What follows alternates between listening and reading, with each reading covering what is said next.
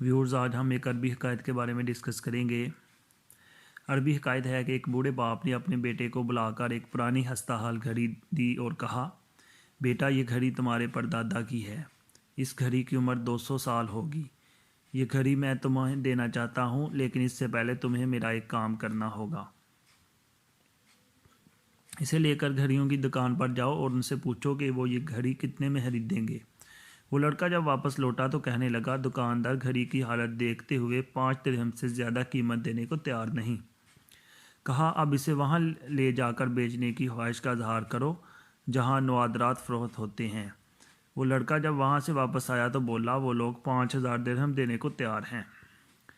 ये सुनकर वो शख्स बोला, अब इसे अजायब घर ले जाओ और फ़रोख्त करने का इरादा ज़ाहिर करो। लड़के ने वापस आकर कहा, वो लोग इसे 50,000 दिरहम में खरीदने को तैयार हैं। ये सुनकर उस बूढ़े शख्स ने बेटे को मुखातब किया और कहा, बेटा घड़ी की कीमत लगाकर मैं तुम्हें समझाना चाहता था, अपनी ज़ात को उस जगह ज़ाया ना करना जहाँ तुम्हारी कदर व मंजिलत ना हो। तुम्हारी अहमियत का अंदाज़ा वहीं लगाया जाएगा जहाँ परखने की समझ होगी। देखा जाए तो बहुत से लोग अपनी सलाहियतों को ऐसी जगह ज़ाया कर रहे होते हैं जहाँ सिवाय वक्त ज़ाया करने के उन्हें कुछ हासिल नहीं होता।